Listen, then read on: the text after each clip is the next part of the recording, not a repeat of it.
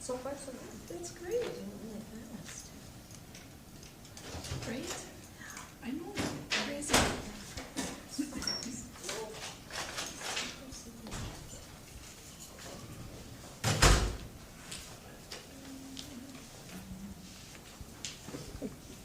Who's that?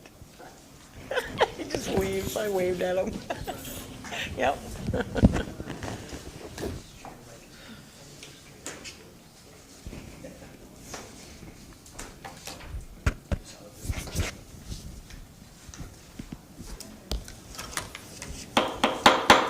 I'd like to call the meeting to order. With the absence of Alicia and Jason at tonight's meeting, I will preside here. So please stand for the Pledge of Allegiance. I pledge allegiance to the flag of the United States of America and to the republic for which it stands, one nation, under God, indivisible, with liberty and justice for all. Donna, will you please take roll call? Okay. Jamie. Present. Clark. Here. John. Here. Jason is not here. Alicia is not here. Donna, here. All right, thank you. So moving on to approving the agenda, please note there is an addendum added to the agenda, so we will renumber the agenda. Our prior agenda, J, will be the addendum, which is approving teacher overloads, and then we'll have K will enrichment recreation coordinator contract, and L will be the early childhood coordinator contract. M will then become miscellaneous. We have motion to approve the agenda. So moved. Okay, motion by John. Do we have a second? I'll second. Seconded by Donna to approve the agenda. Discussion. Okay, hearing none, all in favor signify by saying aye. Aye. All opposed? Motion carries. Announcements. The next school board meeting will be on Monday, November 13th at 6 p.m. here in the GSL High School Community Room, which is 443/444. Acknowledgements. Do we have any acknowledgements this evening? Yes, I do have a couple. We'd like to pass on our sympathies to the families of Norman Grock, who was a longtime bus driver at GSL, and also our sympathies sent out to Lois Dalkey's family, who was a cook here at GSL, recently passed away, so we want to be letting everyone know that we're thinking of them. And then I would like to also acknowledge Dean Schwartz, who is our activities director, but also our head baseball coach. And he was just recently inducted into the Minnesota Baseball Coaches Association's Hall of Fame. So congratulations to him.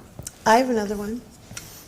Willie Vandesteeg, who is an alum, was just put on the All-Metro second football team by Randy Shaver, I think it is, that does that. Mm-hmm. Yeah, that announcement came out the other day. I thought that was pretty cool.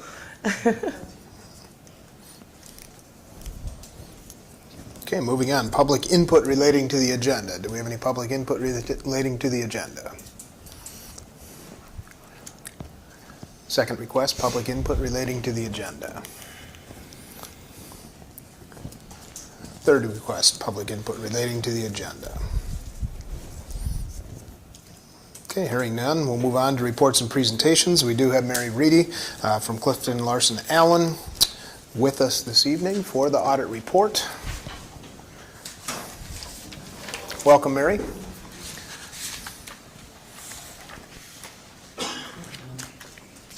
Perfect. Thank you for having me tonight. Always good to get the audit done and over with, so Michelle can move on to the next year, I think.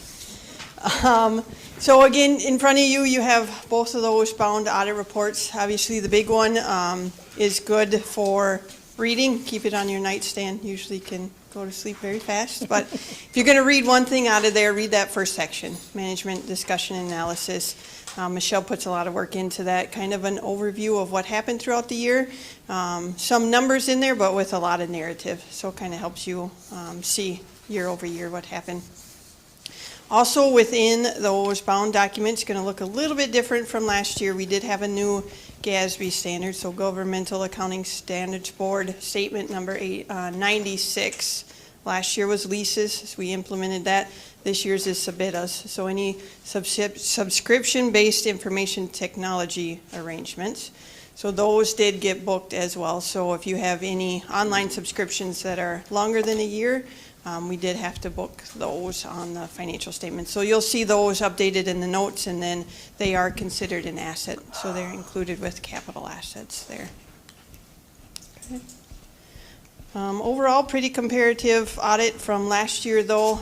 Similar, you had spent over $750,000 of federal awards, so we did do the single audit procedures as we have in the past. If you turn into your bound document, there's some graphs in there, and we will go through those. Feel free to stop me if you have questions. Obviously, this can be interactive as we go, but these graphs will just kind of give you a slight overview of where you're at and where you've been in the past. Again, stop me if you have any questions. So on page 2 here, or your first slide in your bound document, this one just shows the general fund and then the categories of each of those fund balances here. So you have revenues and other financing sources coming in. Total there for about $20,700,000. Expenditures, $20 million, about $749,000 there. So overall, when you look, the net change in your general fund is a negative $36,000. When you look at each of these categories by area, your non-spendable and unassigned decreased by about $177,000. Assigned went up a little bit, had a little bit more to put away there. Non-capital related restrictions decreased by about $34,000 there. Your operating capital, you put a little more into that, $153,000. So each of these categories as we go across, starting with the non-capital, those are all restricted and have to be spent on certain items there. Long-term facility maintenance, so you dropped that about $5,500 there. So again, in total, you decreased $36,000. But if you look at the next slide, really when you look at your general fund, your revenues budget to actual came in as a positive $361,000. Your expenditures came in lower than budget by about $164,000. So you actually budgeted for a loss in the general fund of about $610,000, and your loss was about $106,000. So really, you came out much better than expected for your budget.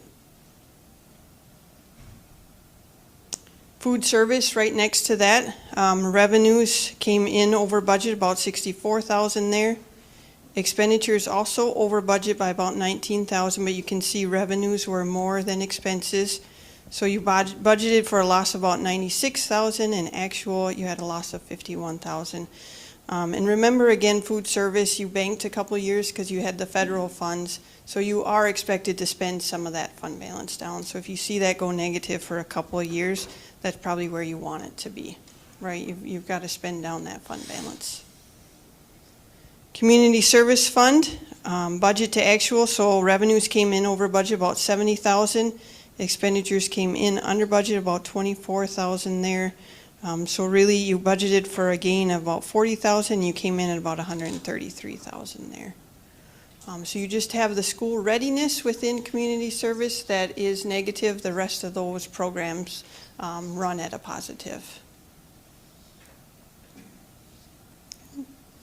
Page 4, just like to see where your unassigned fund balances have been with the general fund here. So you can see pretty consistent, about $3.7 million over the last 5 years there. Just continue to monitor that unassigned fund balance. No real worries there, no significant decreases by any means in that unassigned. Page 5. Your assigned fund balance is kind of what management has put aside for special items there, just at about $427,000. Okay. Page 6. So state mandated reserves, again, the fund balances that are restricted, they can only be spent on certain items. Here you did draw down from 22 to 23, dropped that. Just means that you're using as much as you can of your restricted and leaving as much as you can in your unassigned, right? You want to capitalize on that and use your restricted first and then tap into your unassigned. Page 7 here, long-term facility maintenance, obviously it can only be used on those items, so you still have a balance there, about $263,000. So as projects comes up, definitely will be using those as you go. Operating capital fund balance, again, gained a little ground. You can see from 2021 gaining up to 2023. My guess is that there's a plan, obviously holding on to that for projects as they come. Page 9, food service fund. So this is where I talked about you might see a couple of years of loss here. I'm going to have to spend some of that fund balance down. From 2021, 2022, and 23 gains because they were free, so you got reimbursed a little bit more than what your expenditures were. Now in 24, you'll see that shift again with the students paying, and then the next year will be free again. So kind of go up and down with that. Or sorry, 23 was paid, right? And then 24 is free now. Page 10, or the next slide here, community service fund balance. I will say one thing about food service is what we kind of noticed too was with the students having to pay, it was a little harder to collect, right? Those 2 free years of not having to pay and then a year of having to pay. But during that year, everybody knew it was going to be free again, right? They kind of put out that communication. So just to continue to monitor that as you go. So the next one, community service fund balance, you can see here, 22 to 23, you really did gain about $557,000 sitting there. Just continue to monitor that. Fund balance seems a little high, but just monitor that with what programs you're offering and then the expenditures that come out of those. Debt service fund balance. Right where you want it to be, levying 105% there for your principal and interest payments, and then the state comes in, will adjust as needed if you have excess fund balance there, but still able to make those principal and interest payments on time. Page 12, so where are the revenues coming from? So we like to give you a pie chart here. No surprise that 74% is from state sources. If you looked at this from last year, that went down to 71, only because you had about 12% come in from federal. Federal is starting to roll off. As you know, a lot of those additional monies are starting to go away. So next year you might see that go down a little bit more as well. Page 13 then, where do those revenues get spent? So here's your general fund expenditures. If you were to look at this pie chart last year, very, very similar to prior years. So fairly consistent of the categories that you're spending those dollars in. Okay. So the next slide shows your weighted average daily memberships here, kind of what you get paid for from the state. So you did increase about 8 students here for that count, up from 2022. Still not as high as the 2020, 2019. Hopefully that will continue to go up. Okay. Next slide. Here we like to do your comparisons. So your light blue is going to be school districts of similar size. Dark blue is going to be the state, or light green is going to be the state, and then dark blue is the district. A year behind, so you won't have 23 data until next year's audit. Here you can see your district and school administration is running low, lower than other schools your size, and then definitely lower than the state there. Okay, so that sometimes can be a good thing or a bad thing. Can we back up to the Yes. losses just for a minute? Just to clarify, this is not student count, this is Weighted average. membership. So this isn't the number of students sitting in our seats, it's after the state weighting is applied to them. So we get funding based on how many in high school versus how many in elementary. So that's why that number looks higher than the numbers you hear from us. Gotcha. Yep. Okay. So then the next page, regular instruction here, putting the money back into the classrooms. You can see your blue line has been over both of those the last couple of years there. So really shows where you're spending your resources at. If you go to the next page then to vocational instruction. Pretty similar to the state average, a little bit lower than districts of similar size. Sometimes this can get a little bit different with coding of where items are coded at between other districts as well. The next one shows your special education. So you can see your costs are pretty high above the rest. And then again, special education isn't 100% reimbursed. So as you see costs go up, that will probably affect your bottom line as well. Okay. So next page is instructional support. Again, 21, 22, you really used a lot of your federal funds for these. So that's why you'll see the shift there. And then 22, 23, you went back to a little bit more normal average, what you have been in the past years there. Mary, I have a question. So on this instructional support, when you indicate, we use federal funds, so what did the comparable district sizes in the state of Minnesota do differently? Because they didn't really change much at all in that year. Why would we have such that big jump? You're just saying... Correct. I don't know the answer to that because those federal funds you could use for quite a bit of different stuff. So if a district had already bought those in the prior years, they wouldn't have spent all of their monies in that category necessarily. They would have allocated it to different resources. They could be used for staffing, to increase staffing, things like that. A lot of schools, like we spend quite a bit on HVAC, new events, and technology, so that would fall into a different category for here. So yeah, it really depends on the district and where they allocated their funds. So we spent some on that, but most of it we put into class size reduction.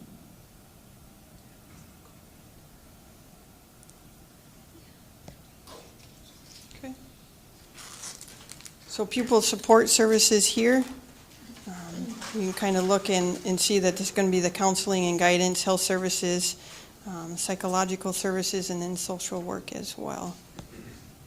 Again, this was a category 2, kind of fluctuated, but looks like you're going to be right on target probably next year, 22, 23.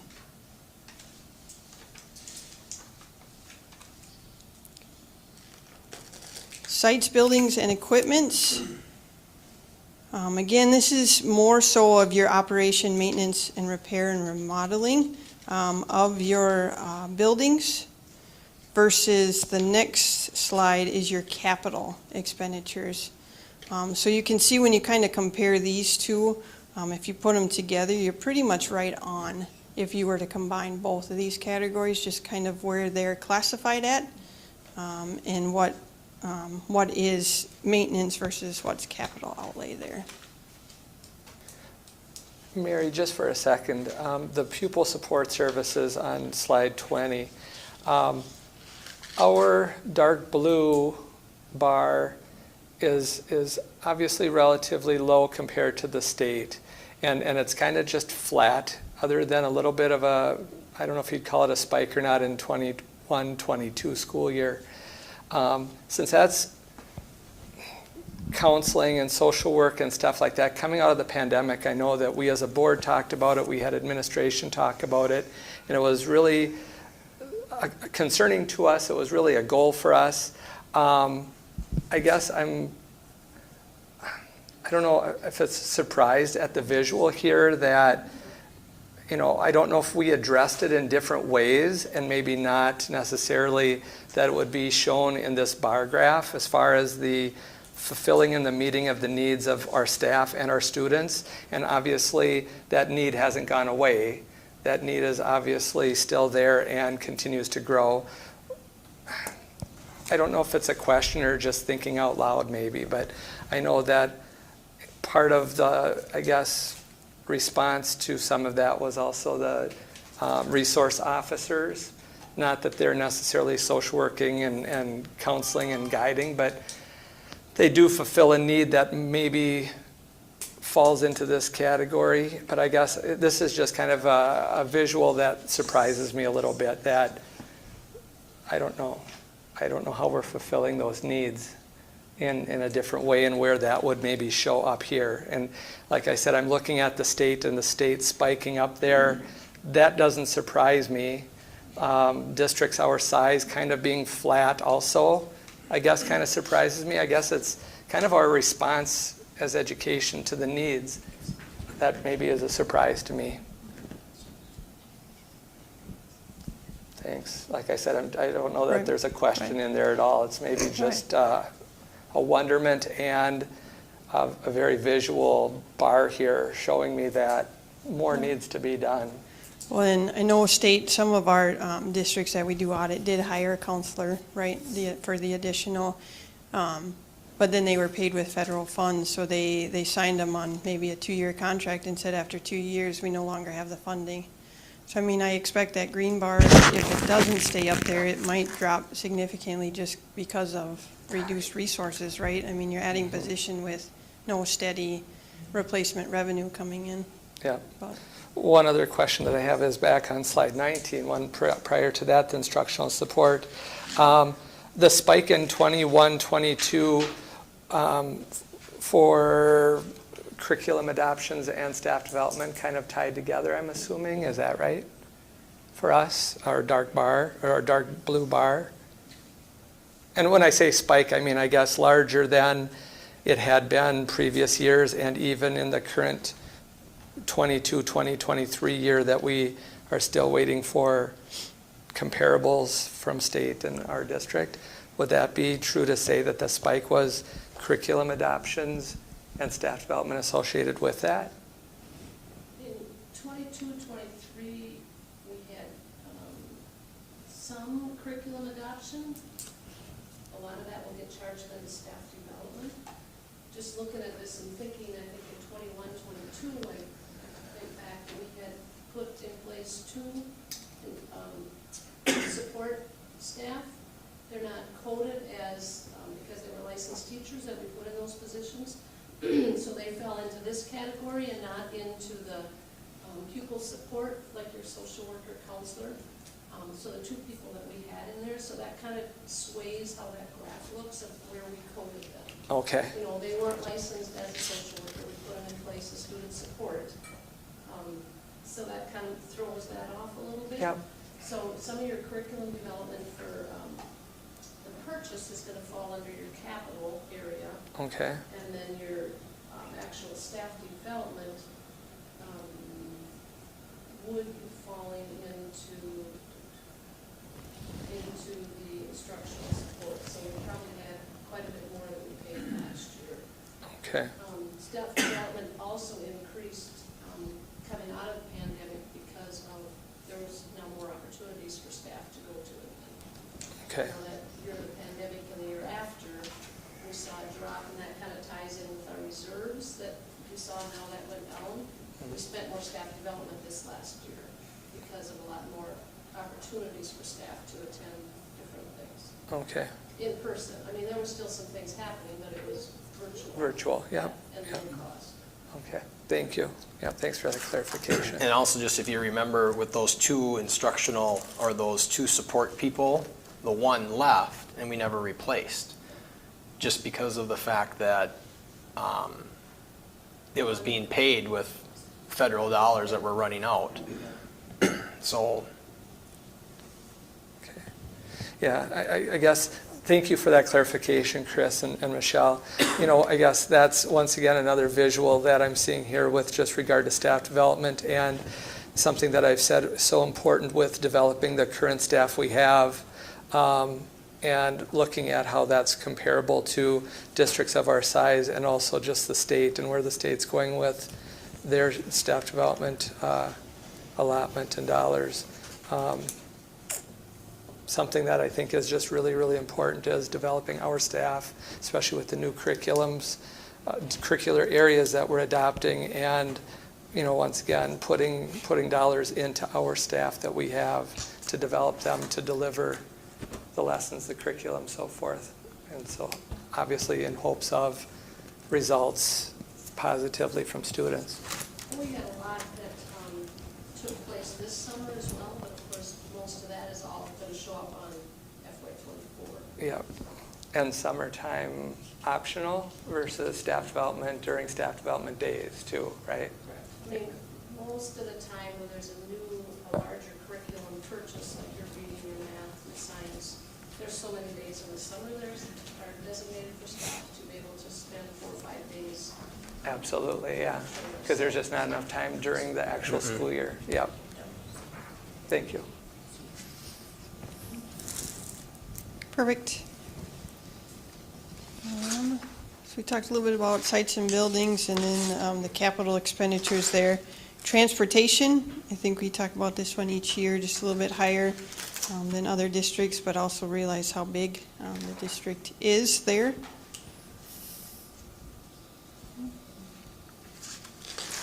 Next one is food service. Here, so not surprising, costs spiked. A little bit surprising that the other ones did spike, just not quite as much as here. We did hear quite a bit of having to buy extra food with all of the restrictions and everything on there as well. And then, of course, you do want to spend that, even though you had this high cost, you still made a net profit in 21-22, and then you spent some of that down in 2023. The area that helped this was that supply chain assistance money that we got. Is that state or federal? That was federal. Federal. Federal, I'm pretty sure it was federal. Yeah. And now there's actually a fourth round that's going to be coming through with that as well in FY24. So why is ours spike so much higher than the state spikes and the districts our size? Because we run a good food service program. To say where you are at too, it depends on who you can get to bid. I know literally, that I mean, Dan works hard at trying to find that balance of getting some quality stuff, and every once in a while when there's a new product, a new meal, I mean, I know he's made comments to me about, I wish I could, have this twice a month, but I just can't. I got to do this. But they are doing it once in a while where they're getting something that's a little bit higher quality than the next thing. I know that he's trying to have packaged apples instead of apples, that kind of stuff, because of having them cut and all those little things that they're trying to do to make it a little bit more convenient. They add up a little bit. So. And equipment replacements, we had to do some equipment replacements at Lakeside and a couple of things here too. And labor costs goes up.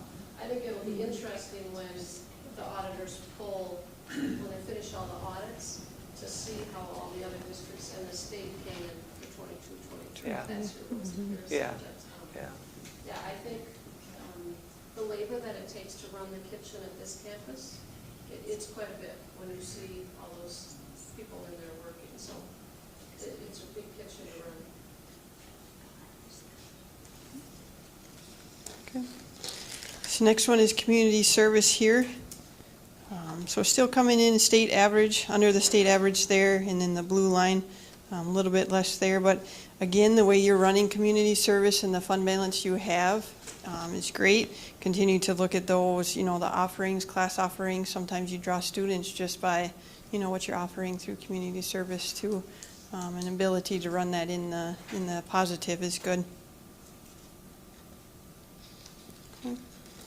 Next one is debt service. Here you can see you've been able to keep costs low from debt service, able to fund some of those internal ones kind of with your LTFM, your operating capital, things like that, instead of having to go out for those large bond issues. Okay. So that was a brief overview of the audit. I didn't know any good discussion as we went, but I didn't know if there are any follow-up questions.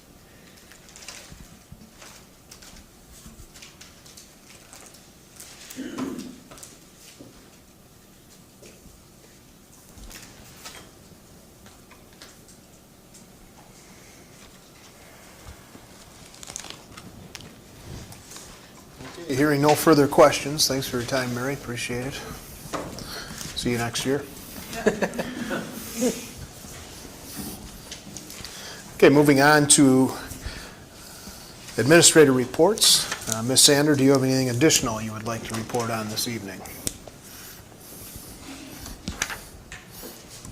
Expect anything less if I didn't, Clark? There's no answer. Yes, I have a few things to follow up on for you. So just kind of following along with the information that Mary just presented, I wanted to touch on a few things. And I did give you some additional handouts that you can kind of grab and take a look at. So what I like to do is I take all the audit data and then I start dissecting it down and down and down. So the first one, that financial focus, I'm not going to read this to you. You guys can take it. I've done this the last couple of years. I hope you find it helpful, but it really takes that, a snapshot of the picture. It gives you how many staff we have, how many pupils we have. We ended up at 1,445 actual pupils. It breaks down the expenditures, the revenues, the fund balance and the other funds, and then just some things that are on the horizon that we need to stay on top of for FY24, and then looking beyond that. So just kind of a snapshot of highlights that I kind of pull out to summarize what happened in fiscal year 23. I then take it and give you a little more detail in that 2-page spreadsheet I put together that really breaks out by all the reserved accounts, by the unreserved. So if you looked at just the general fund unreserved, not including our reserved accounts, we ended up at a 19.35% fund balance. And then if you include the reserved accounts, we're at 23%. Now, as a finance committee, when we work on our budget, we're looking at all of general fund. So we're including that. So when we did our projections early on, a year and a half ago, I thought we'd be right at about 23%. And then as the year kind of went on, we did budget revisions. I knew that would probably drop, or I thought it would probably drop to 21%.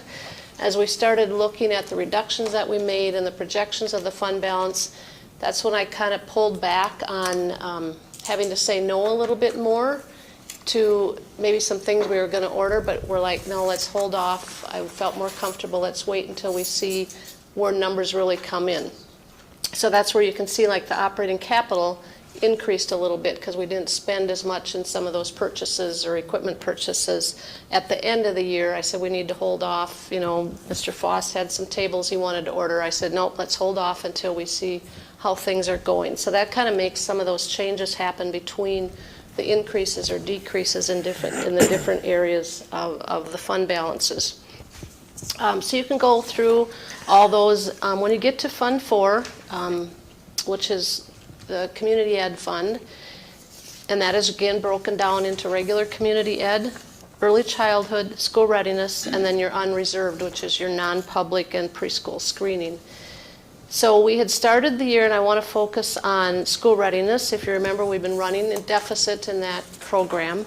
We started the year at a deficit 47,518, and we are now at a deficit of almost 26,000. So we made some substantial gains in that program. So under the direction of Matt Munchow and the Community Ed Director, we've really worked hard on how can we slowly get that area out of deficit. So we're working hard on that one. I also gave you a summary, the budget summary that shows our original budget that was approved way back in June of 22, our revised budget that we did in June, and then where the final numbers are at. So for each of the funds that we have, you can kind of go through and see where we ended up compared to where we started. So financially healthy, it reinforces, that we're a strong financial district. I think it also reinforced, looking at the fund balance where we're at, that some of those reductions we made needed still to be made to account for our drop in enrollment. When she pointed out the enrollment increased a little bit, it did, though those increased numbers came from preschool. So we normally budget, or we estimate projections of about 14 or 15 in our preschool program, because they only earn a few service hours. So when it's all said and done, we end up with about 14 FTEs. We had projected 15, we ended up at almost 23. So there's kind of your difference of 8. All the other classes were pretty close to where we thought we were going to end up. So right now, our enrollment right now we're sitting at is, including 15 projected for ECSE, at 1,415. So I just wanted to make sure you understood in her slides the difference between weighted students versus actual seat count, because there is a difference. We're paid on the weighted because high school students do generate more revenue. So that is quick summary after the audit. So any questions you have for me on the audit numbers? I shared this with the finance committee. We haven't had a chance to meet yet. We'll be meeting again in the next couple months or so to kind of go through more numbers in detail and where things are looking. We need to wait till all negotiations are kind of done so we can really start working on revised budgets and give us a better idea of where we're at. But we know right now the settlements are coming in higher than we anticipated, so there again the need for that fund balance to make sure we stay at that 20%. So a couple other things I wanted to mention. I was going to talk about, one other thing, the audits are all posted on the website. So if you have more questions, or if somebody asks you, or can you get a copy of the audit, they're all posted under the district. Under my tab, you can find the financial focus along with the full audit and the summary audit, all posted on the website. So I was going to talk a little bit about the federal shutdown that was going to happen, but now they apparently got a 45-day budget going. For us right now, as I read through everything, it would have had little impact to us at this time. As Mary pointed out, only 7% of our funding comes from the federal level. Title, special ed, we get those areas. A lot of those areas are already pre-funded to the state of Minnesota, so they have those dollars sitting there to be able to pay schools. The one that might have held us up a little bit would have been food service, our reimbursement for food. But right now, again, a lot of that reimbursement is going to be coming from the state. So I wasn't too worried about the impact at this point yet from the federal government. So that was good. At least they got a few days to work on that. Update on the greenhouse. We got our final CAD drawings from the greenhouse builder, and those now have been sent off to Rice Company, so they're doing their drawings so we can get the groundwork done. So hopefully by the end of November we should have, that's my hope, is everything ready for the build the next spring. So we're getting excited about that. Colin and I have started to work on the projects for next summer already, because if you don't get bids now and get on somebody's list, it's not going to happen. So a couple of the big things we're working on is the tennis court resurfacing, another round of hot water lines, and then 2 more classroom ceilings at Lakeside. So those are a couple of the big ones we want to make sure we get on a contractor's list right now. I've started working a little bit from our work session about the roof project that we're going to be taking a look at. So I'm working with Jake from Tremco to kind of develop that timeline. I'm kind of starting with the basis if we want to have an election November of 24. Now I'm trying to backtrack this. The review and comment would have to be to the state by June. So is Tremco able, if they start now, to get us a plan developed by the time the review and comment has to go in? So we'll work on that and see where that time frame leads. So I have started on that a little bit. And the last thing I wanted to touch on is we just got our third quarter unemployment bill.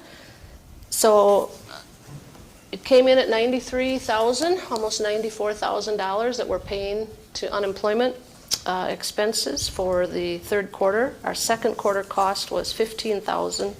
Our total unemployment cost last year that we paid was $16,000. So we're starting to see the true effect of legislation in place. At this time, we're supposed to get reimbursed for those costs until the state appropriation runs out. Once that's out, that's going to be a full district expense coming out of the general fund. So just an update on where we're at with that. You know, I anticipate, because we're back in school, that the fourth quarter will drop way down, unless you had a couple people that didn't get jobs that had left the district. So it's a pretty steep bill to look at, 93,000. What are we looking at projected for a total year compared to what we had a year, rough, and this is off the cuff? You know, there was a number of staff that didn't sign up in June, you know, it took them a while to get signed up. So I think now that it's really out there, you're going to see that hit a lot more in that second quarter versus the third quarter. So based on 93,000, I would estimate 150 So a year. 150,000 versus, you said roughly $15,000 a quarter, which would be, so we're at 150 versus 60. Yep. So again, the state appropriated that hunk of money. When it's gone, it's gone. So unless legislation changed and they appropriate additional money or give districts levy authority. If they give you levy authority, you know what happens. You're going to pass that on to the taxpayers, and then you're going to have a huge jump in your levies.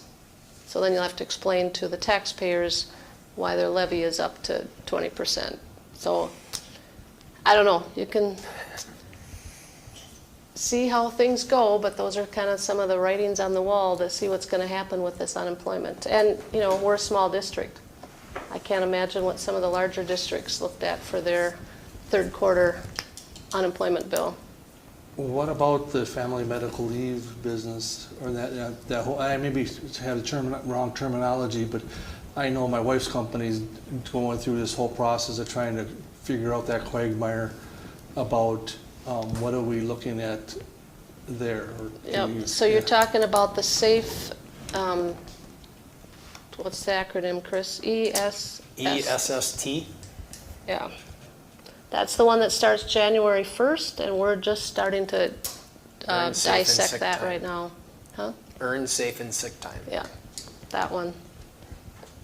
So we have to yet figure out how that new bucket of sick days plays in with what staff currently get and how they overlap. And there's not a lot of answers right now yet. So we're sitting in, Chris says. We were at a superintendent meeting last week, and I think there was probably 20 districts there.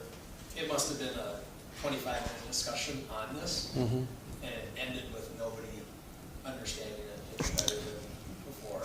Well, There's so many scenarios and things that are going to be coming to this, and there just needs to be some clarification on how you're going to be able to run it. just my little dealings with my bride, there was a lot of questions that were never thought of that are coming up that, oh my gosh, we'd have to worry about this or this, and the state does not have any answers for No. either. So, And there's no clear way to track it. correct. That's what's really going to be very difficult. So, and we got 3 months to try to figure it out. And as far as personnel-wise, are we going to be able to handle it with the support staff that we have? And I know this is a little No, question. I don't think so. I Being think not. honest, I don't think we are. Thank you.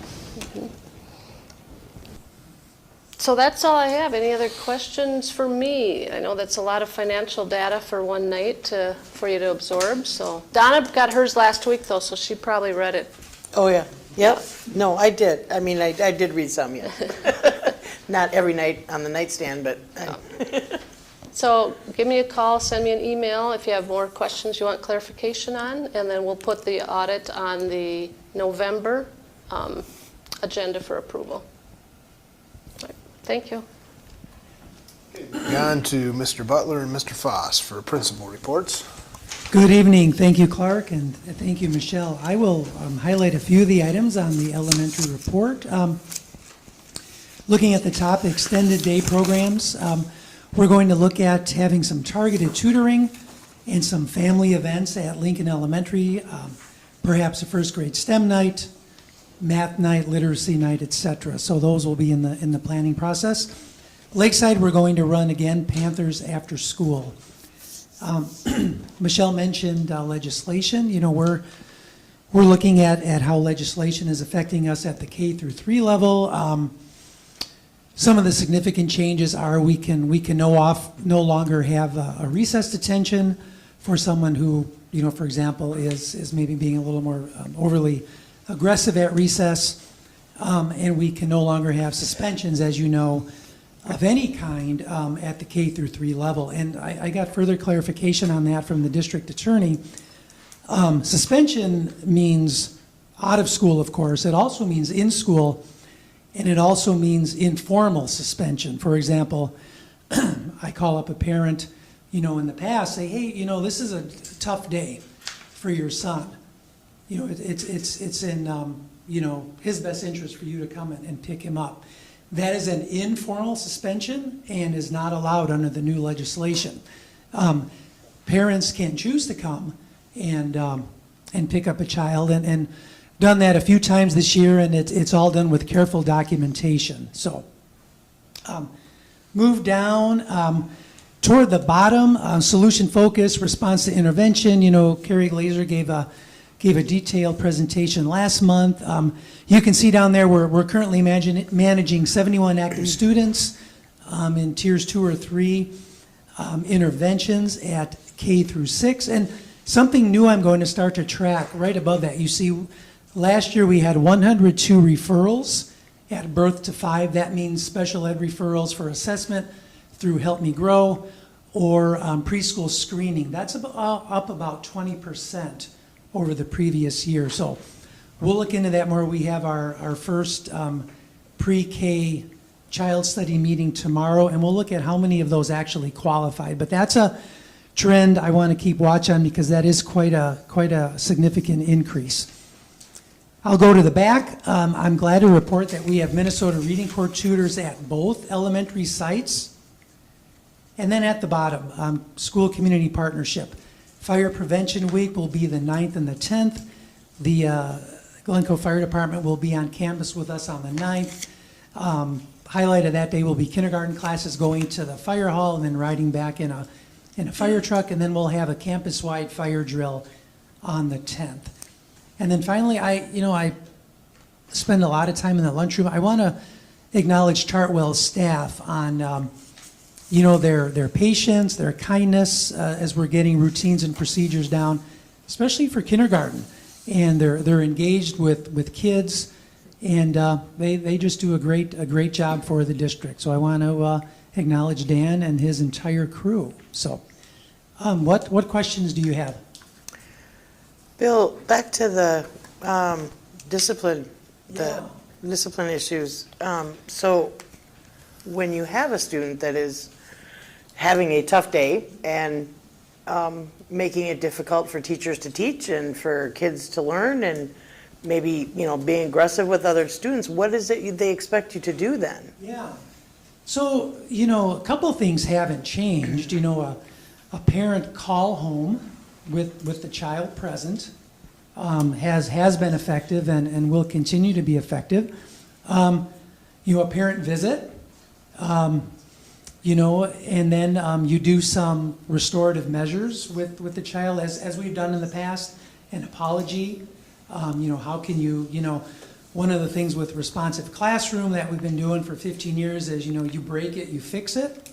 But yeah, you're right, Donna. One thing you can't do is you can't do that in school suspension or informal suspension. So it's doing what we've done in the past, minus maybe that extra step.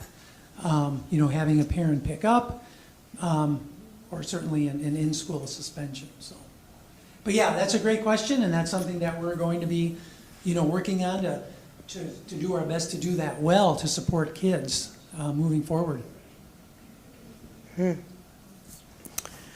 Yeah, Bill, I think you hit the nail on the head with like restorative and, looking for that teachable moment, if you will, and trying to do that restorative, what took place, the questioning of the student, what took place, what was the cause, effect, build it back.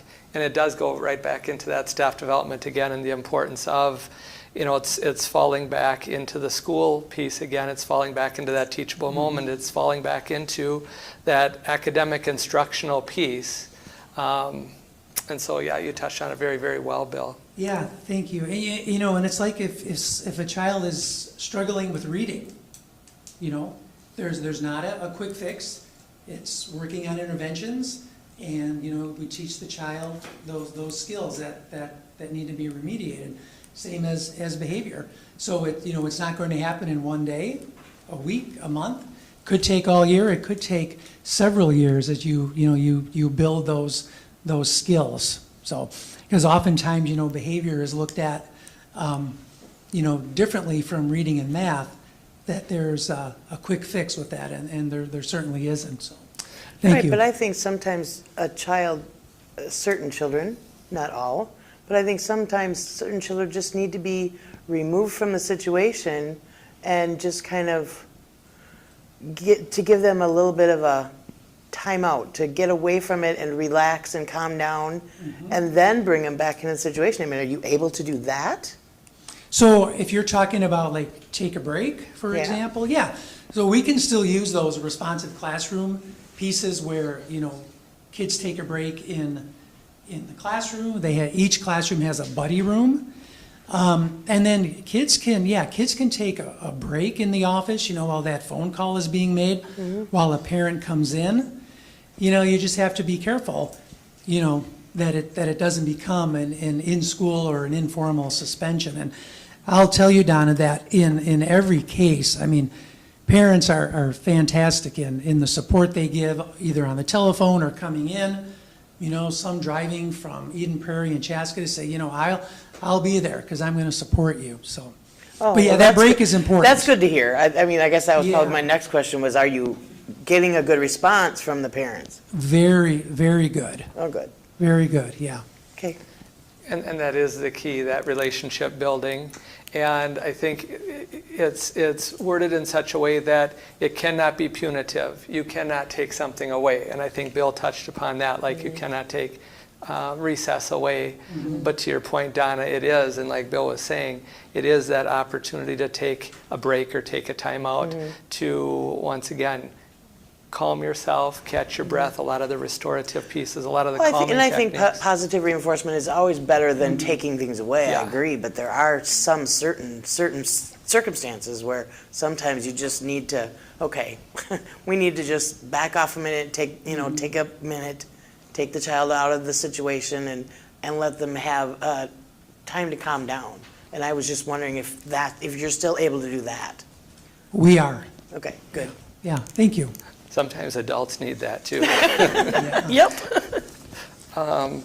Bill, another piece with that too is sometimes even just drilling down and tracking when behaviors pop up, what day of the week, certain times of the day, and it's kind of interesting to see how that information and how that data tracks too, because then many times you can get proactive with nipping it before it escalates or before it even occurs. So it's a lot of work on administration's part, it's a lot of work on the classroom teacher's part, but that proactive piece and the partnership with the families is extremely important. Yeah.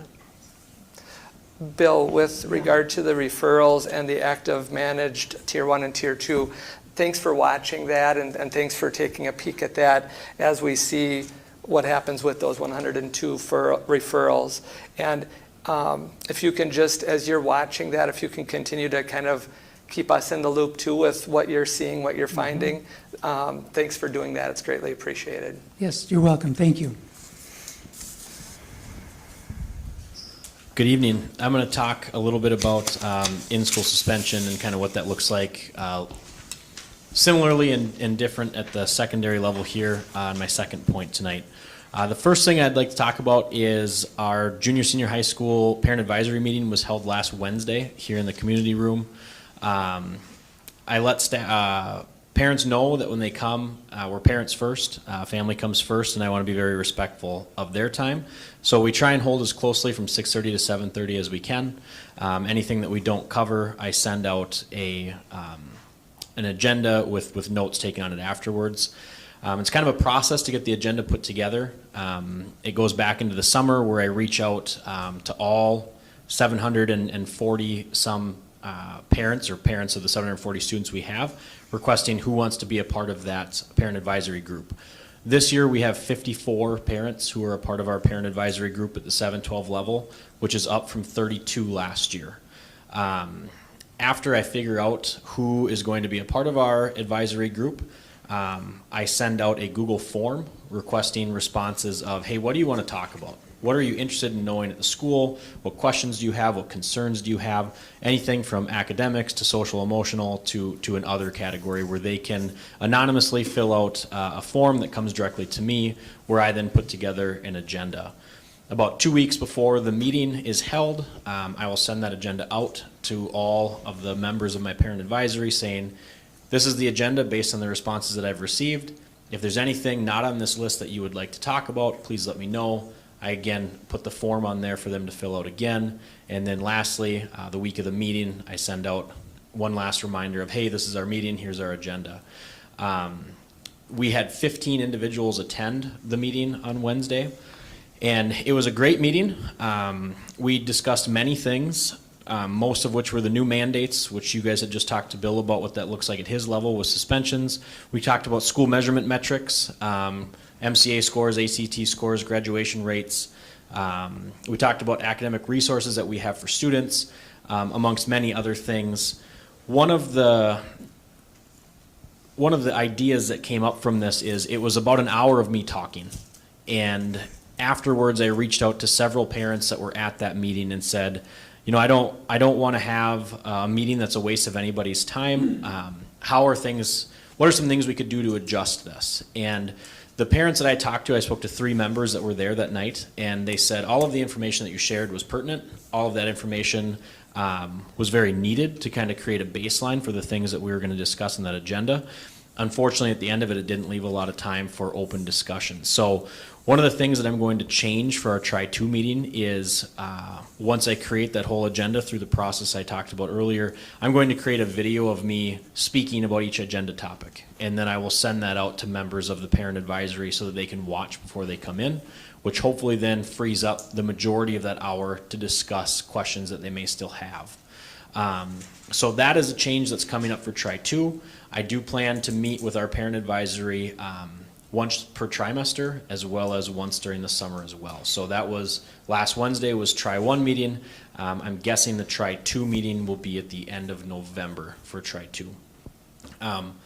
In-school suspension, I spoke about this last year at this time. Last year was the first year that we had an in-school suspension program at the junior senior high school. We have referred 2 students to our ISS room throughout the first 5 weeks of school.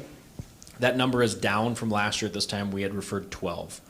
The rules we have to play by at the 7-12 level are a little bit different than what Bill is with the elementary. The state has said that we have to have an intervention with a student before we can suspend them, whether it be in school or out of school. The word intervention is pretty open-ended here. What I will tell you is the intervention that I use with students and what I've used far before this became a mandate from our state was I'm going to sit and I'm going to talk with the kids. I'm going to contact the parents. I'm going to let them know these are the things that we're seeing at school. These are the things that we have to clean up a little bit. If that behavior persists, that's when we move towards the next step of discipline, which in this case would be in-school suspension. It's interesting that Jamie, you kind of talked a little bit about restorative practices and Bill through this.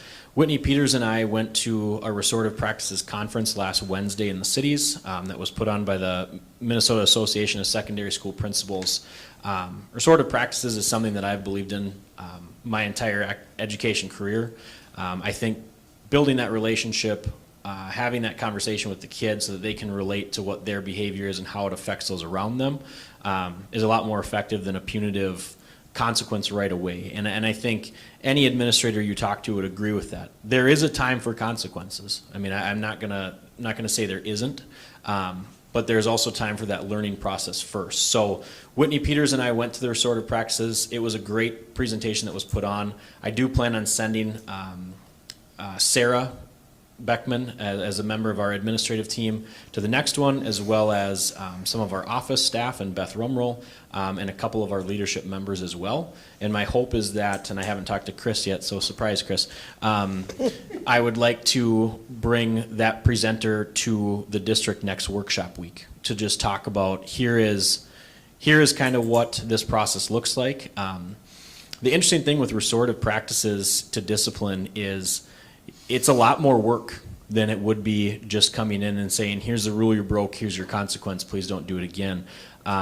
It is a lot of work, and a lot of people don't understand the process that goes into it. And I think the more we talk about it, the more we send people to PD opportunities like this, and the more we bring it in for our staff, the better off as a school and a community we will be. And I think, in what Bill talked about at his level of what this looks like with the state mandates that have come through, what I've talked about with in-school suspension, even prior to these mandates and keeping kids in school and being non-exclusionary, and then now the drop in numbers from 12 to 2, those practices work. So that's just a quick update to you guys on where we were last year with our in-school suspension room being new and where we are in year 2 with it. Last portion in school improvement is Panther Power Hour. I talk a little bit about this every single year. This is a program that was here before I came, and it's a program that I have kept. With COVID that came in, it stopped. It went away for those years. Our 9 through 12 students have not had Panther Power Hour yet this school year. They have had RAP, or our advisory, every single day. And the reason that we've had advisory for the month of September was to let our students know this is kind of a privilege this time, and we need to be using it appropriately, or we're going to stay in advisory. For the last 2 years at the junior high level, they have something called WIN, or What I Need, which is a much smaller version of Panther Power Hour. It's about half the time. We've been piloting something called Responsive Scheduler through Infinite Campus. And what this is staff are able to go into Infinite Campus and create intervention sessions every WIN time, or every What I Need time. So Mrs. Kutke sitting here, if she needed to schedule individuals for science, we have created a day, Science Thursday? Wednesday. Each core content has a day. They can go in and then create a WIN session, like Kutke's science, and then she can assign students into that, which goes directly to their schedule, which is related directly to their attendance. It's not an option to attend.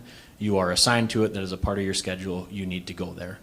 We have been using Responsive Scheduler for the last 2 years at junior high, and it has worked very, very well. This is going to be the first year that we're going to make that jump at the senior high level, which it should only affect 2 classes that have never seen Responsive Scheduler before, because 10th graders 2 years ago were in the junior high. 10th graders 2 years ago were in the junior high. 9th graders were also in the junior high 2 years ago. They are used to what that process looks like. Today during RAP, I had Google Meets for every senior high RAP class. I covered the expectations with them. I talked to them about what the process looks like to check their Responsive Scheduler, and we are going to give it a go for the first time tomorrow. So we will see how that process works. My hope is that it's an added net to hold students accountable for using that time. And what I've let students know is if we can't use that time appropriately, or if we're not using it to kind of further where we need to be academically, we're going to go back to advisory, where it's a little bit more easy to understand where those students are. I don't think it's as beneficial for them academically, but it's easier to manage. So I'm hopeful that tomorrow and moving forward, that using Responsive Scheduler for Power Hour is going to be as effective as it has been at the junior high level for the last 2 years. School and community partnerships, just a couple things coming up here to put on the radar. We have parent-teacher conferences at the senior high on October 16th from 5 to 8:30. We have our blood drive this Friday that is put on by our student council, and we currently have 55 donors signed up for that, which is probably the most donors we've had signed up at this point in time prior to a blood drive in the past. One of the things that I do want to note, I do get asked questions quite frequently with our blood drive of why is it not open to the public? Why is it not open to the community? And that's a great question, and I think that that's something in the future we may open up. One of the things that I would share with you as a board, and what I do share with community members, is many of the students that donate blood, it is the first time they've ever donated blood before, and they like the ability to do it with just their peers and in school without having the community around them. So that's a question that I get asked frequently. I just wanted to address it here as to why we haven't opened that in the past. And then lastly, I just want to acknowledge our homecoming court. The last time we met as a school board, I had to jet out of here right away because it was our coronation that evening. So the members of our coronation court were Kellen Nelson and McKenna Holloway were our king and queen. Our other king candidates were Braxton Strike, Eli Erkey, Miguel Arandi, and Maverick Buckley, with our queen candidates being Grace Lipke, Caitlin Hansen, Addison Grotman, Audrey Peterson, and our junior attendants of Tuck Kutke and Flora Weinzerl. What questions do you have that I could answer for you? Matt, one thing that you mentioned during the power hour was the use of responsive scheduler. When that's entered into the campus system and responsive scheduler, are the parents able to see that as well? The parents, if they log into their IC, and I don't want to say this for sure, Jamie, because I haven't logged into the parent side myself, but what I can tell when I see as an administrator, like if I just searched any student, if they've been assigned something, it will stay in the history of it. So it's nice and it's not nice all at the same time, that if there's a student who gets assigned to 20 of these interventions or in these time things throughout a trimester, that adds onto their schedule. So now their schedule, instead of having 7 blocks on it, it'll have a date on it the day they were assigned, and it just stays there. So you'll even be able, as a parent, to go back and see these are all the times they've been assigned to a room. Okay. Is that being communicated to families that that's what that looks like, or that's how to access it, just so that there's that parent component, and if it is up to the classroom teachers that are meeting with the students, that they are communicating it, just so that the parents are in the loop with regard to the partnership? It has not been, but I appreciate that feedback because it's something that I should do. Probably what I'll do here midweek or end of the week is say, hey, if you are checking IC, you may see this on your child's schedule. Here's what this means moving forward. If you have any questions, let me know. Otherwise, ask your child about it. So yeah. I appreciate that feedback. Yeah, no, I appreciate that. I think that that's just kind of closing that one little possible hole in the system, as you articulated it so well. I think that's just one piece to make sure that there's no surprises as we head into conferences, and that families are part of that partnership. Thanks, Matt. Thanks, Jamie. Mr. Foss, as a user of Infant Campus, you know, to be honest with you, I just went in and checked how my student was doing. Okay, is there a component here if they are assigned to do this work that the parents are going to be notified at the beginning so they can pay attention? Because, you know, I never, to be honest with you, as a parent, I never really went and looked at where Jackie was or where Chris or Paul were at 7th hour or 6th hour or power. I mean, to be honest with you, I could care less. I was looking at, you know, because you're going in there quick, and I looked at it every day. I just looked, okay, how are they doing performance-wise? But is there a component where the parents are being notified that they are required to be there so they can reinforce that at home? It'll show up in 2 places. It'll show up on their schedule, like I just talked to Jamie. If they don't show up to that, it'll show up on their attendance. So right now on our Infinite Campus, we have hours 1, 2, 3, and 4, which they're regularly scheduled in, and then we have a section for RAP under attendance, and then 5, 6, and 7. RAP is left blank the vast majority of the time because they only have RAP technically 1 day a week, which is the first day of the week at the junior high, senior high level. Moving forward, if they're assigned a location, attendance will be taken in RAP. That's where it will show up as. So they could see it on their schedule or in their attendance. So then, because like, if I look up my foreign exchange students right now, wouldn't it be good if it were in the notifications? It could be. I don't know if that's where it goes to or not. I'll have to look at how IC does that. It doesn't. It doesn't come into notifications? Notifications, you just get your attendance and grade. grades. So when there's a schedule change, like if they would, any type of schedule stuff doesn't go into notifications. Correct. So then I would click on responsive schedule, and that's where it would have that information? That's where you would see it, yep. Okay. And there's And a we chance talked to Jeff to see if that response can be in notifications. I think that's a good, because that's what I agree with Trish there. That's what I would always go to, notifications. If you have 2 notifications, great, Jackie got a grade last year, a new grade in this, a new grade in that. I click on it, Well, I guess that's and just then I keep moving on. That's like the first thing I always check, Yeah. because I'm so used to notifications in every other app that I use. So, that's a good place. That would be where I would look first, but I go through all of these things, so, I'm kind of a pain. And So- I'll talk to Jeff about that. I'm sure it's just a setting that he can change an IC on the backside. And then there is altogether the possibility too that a child is not assigned anywhere. And at that point in time, then it would be power hour as they have historically known it. They can go where they need. It's more for if somebody has missed a test, missed an assignment, they're absent for something, that's where they'd get assigned. And that's what you're looking for with the notification. So I can work with Jeff on that. Okay, Thank you. I can't promise it's possible, but I can tell you I will look into it. all right. Well, if you, It'd be hard because, so I don't know if I'm so I'm on Wednesdays, and it's scheduled at 8 a.m. on Wednesday. So today we took a quiz, and in my classroom, anyone who's not understanding the standard or maybe didn't do well got 60% or lower. I require them to come to my win. So I'll have the test graded by tomorrow. I'll set up my win, I'll schedule them, and then at 8 a.m. Sarah Beckman posts it. So really your notification, if it's possible, wouldn't even show up till that morning, if that kind of makes sense. That's okay, I check it often It's enough. very beneficial, it's been Right. wonderful.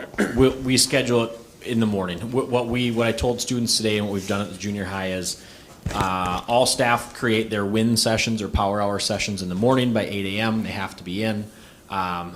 Sarah then at the junior high level goes in and finalizes those. Myself at the senior high level would finalize those. And then students during third hour, we have them all check it either at the beginning of the hour or the end of the hour or both, because that way they can see where they need to be during power hour. Okay. and if we know anything about Infinite Campus, they can do it. It may be coming at a cost, but those ideas is something that generally, I think most of the time they can do. But it's just an add-on and that kind Yeah. of stuff, so. Yeah. Sometimes it's just a back, like a check mark. And to that's get what the you hope. notification, Because Right, I can tell you my kid's in the schedule for tomorrow, and it shows up, but I didn't get a notification. So it might be something parents might have to check every right. And to Jamie's point, Oh, yeah, and I educating do the that. parents I do how that. to do that so that they know what to look for. Correct. Yeah. I will keep you posted for the November meeting. Okay. Okay, moving on to superintendent report. Thank you and good evening, everyone. Just a couple of things. Nothing new with the SRO, even though you've probably heard some dialogue within the news, a little bit about some interpretations with the law, but we're continuing to have our partnership and things are going well with that.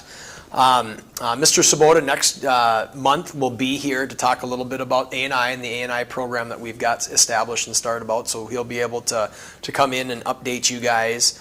Our community schools meeting will be the first one coming up on October 12th at noon, and you guys are all invited if you can make that, and that will be here in the community room. And then finally, we do have a negotiations update a little bit. We haven't met with 284, but 284, we are scheduled to meet on Friday, October 13th at 3:45, and everyone is cordially invited if you'd like to come. But right now, we're not necessarily all that far apart. The union is at about 11.95%. with total dollars of $287,390, and the district is at 11.05% with total dollars of $265,251. And so we're going to meet on that day with the hope of of coming together and seeing where we can go with that. But that'll be happening on Friday, October 13th at 3:45, and more than likely we will be in the junior high social studies room. That's what I got.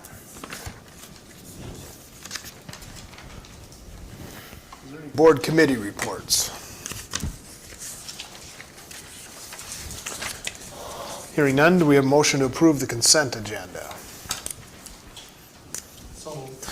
Motion by John, do we have a second? I'll second that. So motion by John, seconded by Clark to approve the consent agenda. Discussion? Chris, can you just touch on two things on the consent agenda? Can you just briefly talk about the First Lutheran Counselor, or how it's listed there, and then also just if you could touch on the, What is my consent agenda? it's, It'll be your second page. yeah. And then also if you could just touch on your hiring for the 9th grade girls basketball coach. Me, I know I hear about me. So the First Lutheran, basically what we did, and you're going to see this on the addendum as well, we could not find a person to step in and take the speech services for one of our speech people that went on FMLA. So what we did is we hired a service, and that service is basically taking care of the First Lutheran students. We looked at the days, looked at the hours, and they think that they can get everything done. So we hired them for basically 1 day a week during that 12 weeks that the person is gone. Jamie, did you say counselor? I'm sorry, counselor or you? John, I'm doing speech. No, I said counselor. I'm Okay, sorry. Well, there's the speech update as well. Thank you. No, you said counselor. Well, there's the speech update because it does segue a little bit into the other couple of days. The other couple of days on that speech update is going to be with 2 of our in-house persons that are getting a very small overload. With the counselor, what happened at First Lutheran is they had a retirement for the person that's doing that, and advertised trying to find that person, and basically what they do is they go over there for I think 1 day a week, and what they want to have happen is the lessons that they're giving. And so we could not find anybody, so in the end we were hiring Whitney Peters for that, and Whitney is going to go over there basically kind of during her noon hour, or It's 1 hour a week. 1 hour a week to give those lessons. And so we're hiring for that. It's basically a small overload in her world for that from a financial standpoint. Okay. So she, wait, the- she is a 1.0 FTE. She's a 1.0, Yep. but she's But this gonna is an go- overload for an hour a week. She's going to have to fit it into her schedule. Yeah, to make it work. Yeah. So the way the funding works for the non-public is only their 7th and 8th graders qualify for counseling services, and they have to request that, which they did. They do every year. Like Chris said, the person that's been doing it in the past, they had somebody, they were actually our employee, we had to pay them. They provided, there's only a set dollar amount, and that's why we had to fit that in with what Whitney could do. And then we couldn't find anybody, so that we still have to provide that service. So it's up to the public school to have to provide that service and figure it out. So this was the best option. This is the best option. I couldn't find anybody to just take it on their own.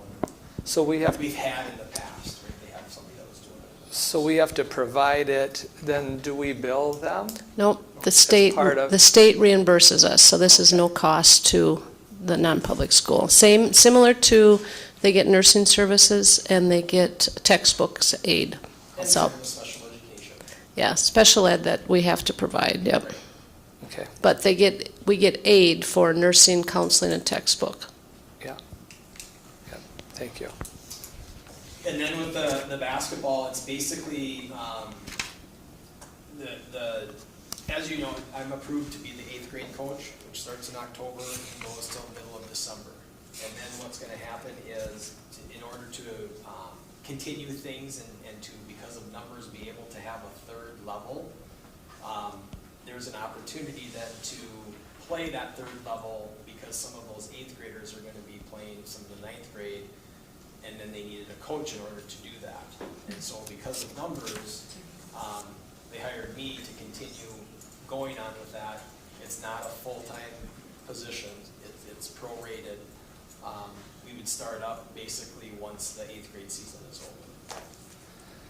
And is that part of the teaching contract? Since the athletics and the advisors and stuff, coaches, since that's part of the teaching contract, is that what you're getting paid from? Correct.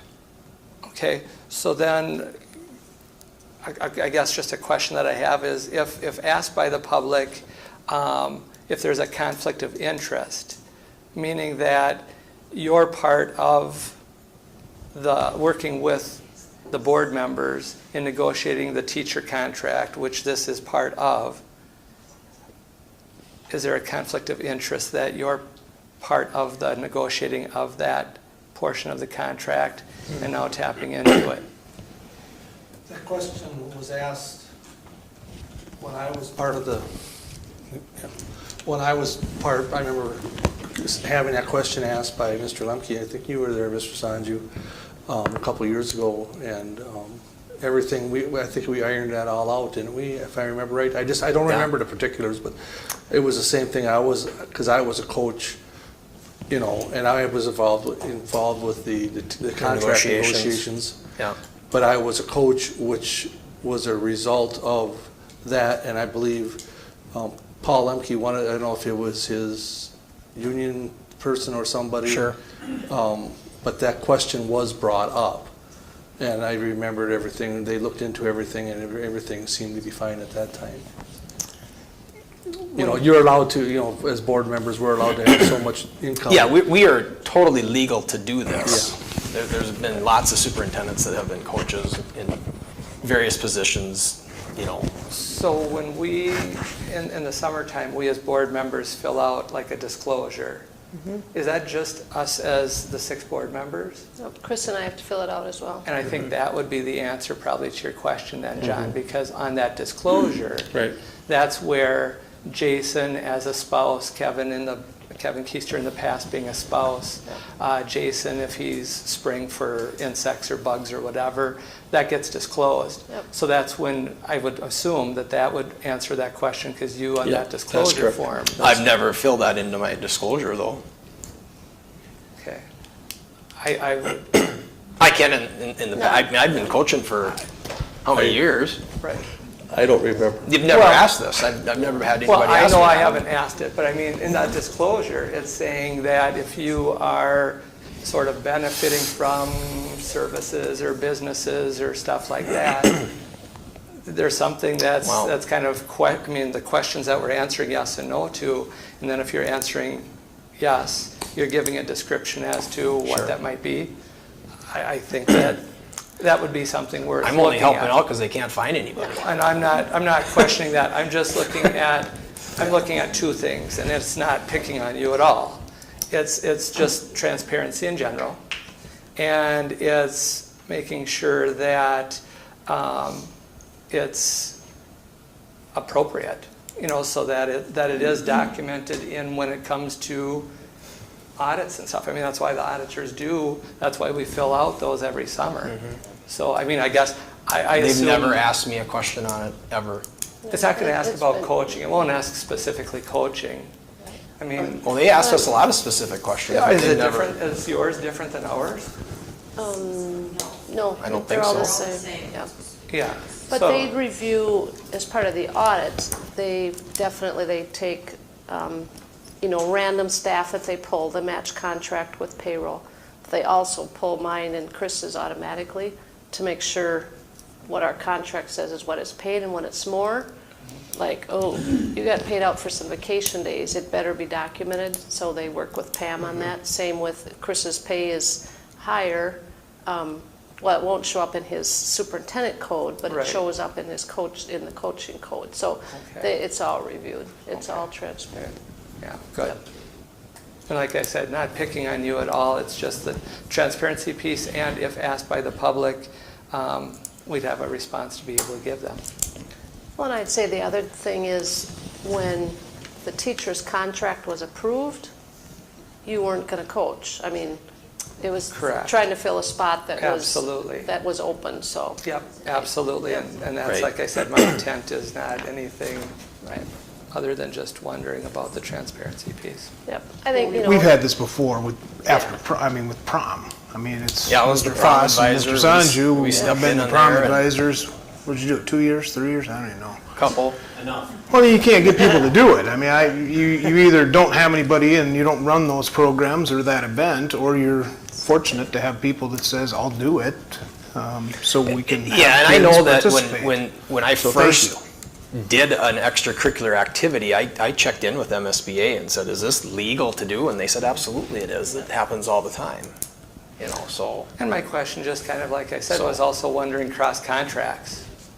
I mean, a lot of the advisors and stuff, I mean, to your point, Clark, though, I mean, we're now starting to have some administration and stuff needing to fill some of those roles.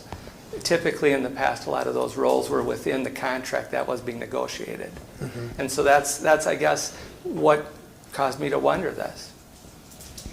That's all. No, feel free, give me a call. I can explain it. Well, I think it's good for the public, for the transparency piece too, so that it's not just a private conversation. And they're board approved, which is why we have it as a motion by John, seconded by myself, so. And that's why you asked for the opportunity to question, ask, and Yeah, have a that's- discussion. So, That's yeah, good, we're thank you. All in favor signify by saying aye. Aye. All opposed? Motion carries. Moving on to old business, resolution establishing the counting of write-in votes. State regulations now provide the ability for cities/townships/schools to adopt a one-time resolution to only require write-in candidates to have their votes tallied if the number of write-in votes for the contest is greater than or equal to the fewest number of votes cast for a non-write-in candidate. This will eliminate a lot of unnecessary counting of random write-in votes, in other words, Mickey Mouse votes, when essentially those votes have already been overturned by the results of the regular contest. Superintendent Sanju recommends adopting this resolution. Do we have a motion?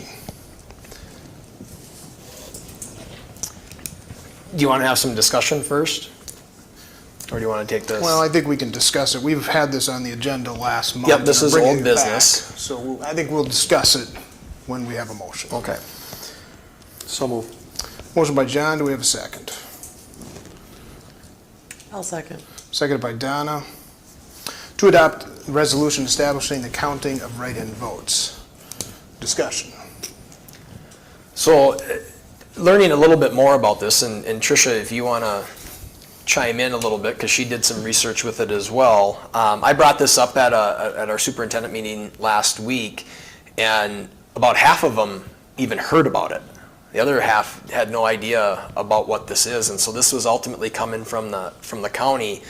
And I think it ultimately is saying to the county, or the county is saying, we would like to be really efficient in our counting of the votes, and if the people that are write-in candidates don't have enough, then they don't get counted from the tape.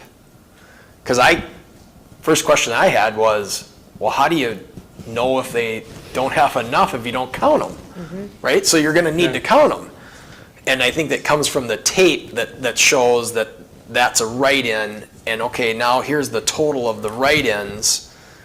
They don't have enough to the people that have registered, so now we're just moving on. But to your point last week, you won't see those names. And, you know, when it was a general discussion in our meeting, it sounded like, you know, there was some people that had said, well, I don't know if that's such a good idea because of the fact that you won't see who those write-in people are. So I guess I don't know what to tell you. I know that if we don't approve it, from my understanding, you'll see everything. The county will count it as if they've been doing that in the past. So for elections, when I get it, each tape has John, Jane, Joe, you know, you have 3 people Then you have write-in, write-in, write-in. Well, when you go vote, you have those write-in circles, that's what people use, that's what the count is. If that count now is not greater or equal to one of the Jane, John Doe. And there may even be more than Jane. Correct. There could be The people 5. that have registered. Correct. They will be counted. So after every election, I get the write-in votes of everybody that was a write-in vote. We would not get that. So if somebody put Mickey Mouse, if somebody put Donald Duck, I don't want to use real names, but we would not get on who those names were. So if somebody would say, hey, write me in, I want to be on the school board, if my name is not greater or equal as a write-in number, if it's not greater or equal to, you will not know how many votes I got. Okay, greater or equal to what? Greater, if you have, The biggest nominating person. So if you had 200, Clark had 100, John had 150, if my name, a write-in name is not more than 100, you will not know. then the lowest, To the lowest of then the lowest number. amount Right. of registered candidate. Correct. And the write-ins, are they considered, if there's 2 or 3 of them, are they added together? So yep, it's all added together, because write-ins is by circles. So then yes, if that write-in would be greater than the lowest person that was running, it could come out, then yes. Then they would have to be counted. Jamie had 40, and Jake had 30, it would come out then. Okay. So reality is if you really want true transparency, you don't favor this. And I think the intent of where the county's coming from is they just want efficiency and those types of things. So it kind of depends, I guess, on what lens you kind of look at it through. If you had a scenario where people registered to vote, and now they're on the ballot, and then, a few weeks later, there's somebody that says, you know what, I want to get in there, and then they start that write-in campaign, and that write-in campaign is well documented. There's a considerable effort. Theoretically, you would never know how they would do. How many votes they get? It under that type of scenario. Now, if there's nobody that comes in and does something like that, and you pass this, then you never know, and maybe people kind of shrug their shoulders and go, okay, well, there really wasn't a campaign. So, And I can't remember, what is the cutoff between, from the last day that you can register to be on the ballot to when the voting is? I think it was in August is where you have to It's in file. August? Usually you have 2-week filing period in August. Yeah. Yes. So from August to It's November? the end of July to the middle of August, you have to register. After that, your name will not be on the ballot. Once I send it to the county and I approve, then they start making, once they get all their approvals, they start making their ballots. And those are made, start making in September, because then they have to send them back to us to proof, because they spelled the name wrong last year, so I had to get that redone. So there has to be a time in between, so yeah. Well, I don't know, I mean. Yeah, I share the same opinion that I did last month. I'm a strong believer that write-in votes should matter, and I think it's worth the disclosure on behalf of our district to reveal those individuals that did receive votes by the public. So I'm not supporting After our the discussion last resolution. month that Clark brought up, I had time to mull this over, and I am in the same boat with Clark. And I just want to be clear that, my support of this in the motion or in that reading talks about, the support of the county and what they're asking us to do. But please know, I would support, that as well if that's what you guys decide to do. And I also think that if you don't accept this in 2 years, if you realize, we probably really should accept it, then I think you can bring back the resolution. I think it just always has to be done by a certain time. because that's why it was asked by, to be done by January 1st of this year, to get ready for the election stuff. So are cities, townships, and the county having these discussions as well right now? So I've watched a lot of city council meetings and went through a lot of agendas, and I've only seen 2 cities, and they both passed. I've not seen any districts. I looked within the whole McLeod County, Hutchinson, Lester Prairie. I looked at Winstead, Sibley East, Central. None of them has had it on their board. Well, and like I said to my superintendent meeting, there was several that had no idea what I was talking about. And right now, this is just state regulation. This is not federal. I think it's kind of nice to see if anybody else is even somewhat interested in even wanting to become a write-in candidate. So it's kind of nice to know if anybody is, because I mean, when you talk to people about, hey, you should run, and they're like, oh, no, thanks, but It's also it would be nice to know if there were people that did have some sort of an interest in doing it. It's also nice to know, having a talk with Michelle too and Chris, if something would happen to a board member and we wouldn't need to replace that board member, we can at least look back and be like, hey, you know what, like, you have 20 write-ins. Any chance that you would want to until, the next election? That's not a bad idea. That's another way to look at it. Yep. So then we would have to, if we want to be able to see the names of the write-in candidates, we would all have to vote against. Or we majority have to vote against. Yep. Yep, Okay. and that's why I brought it to a roll call vote this time. Okay. Thank you, Tricia. And this needs to be done by January 1st, you said? Yes. So if nothing was acted upon, then by default, does it just go to continuing the way it was? I mean, do you know whether the other superintendents, now that you made them aware, that they're going to put it on an agenda or that they're going to discuss anything? Okay. Well, I'll support your recommendation to adopt the resolution in just once again streamlining it for the county. So I'm in favor of your recommendation, Chris. Okay, we've had a motion by John, seconded by Donna. Donna, will you please do roll call vote? Alicia is not here. Clark, Against? John, Against? Donna. I'm thinking I'm against it. Jamie? For. And Jason is not here. So Okay, it's thank 3-1. Thank you, Donna. You're welcome. Moving on to new business. Item A, Education Minnesota, GSL seniority list. Enclosed was the proposed seniority list for certified staff. Superintendent Sanju recommends the proposed list be posted for 20 days to provide employees with an opportunity to identify potential inaccuracies in the list.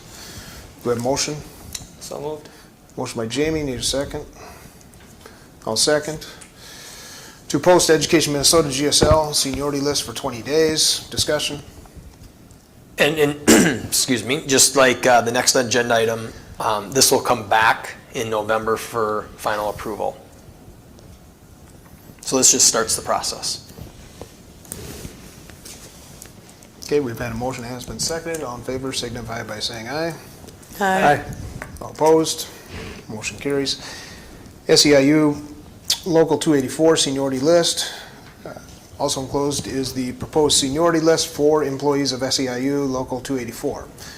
Superintendent Sanju recommends the proposed list be posted for 20 days to provide employees with an opportunity to identify potential inaccuracies in the list. We have motion. So moved. Motion by Jamie, I'll second that. To post the SEIU Local 284 seniority list for 20 days. Discussion? Hearing none, all in favor signify by saying aye. Aye. All opposed? Motion carries. Item C, authorization to continue limited K through 8 student transportation during the winter months. Action item.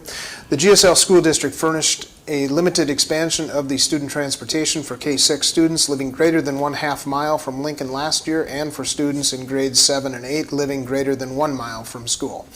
It is proposed to implement expanded transportation services again during the 2023-2024 school year, beginning on November 20th, 2023, and ending on March 22nd, 2024, under the conditions specified for this year only at no additional cost to the school district as long as room is available. Is there a motion? Motion by Jamie, do we have a second? Second. Seconded by John. To adopt the limited expansion of the school district's transportation services during the 2023-2024 school year under the conditions specified. Discussion.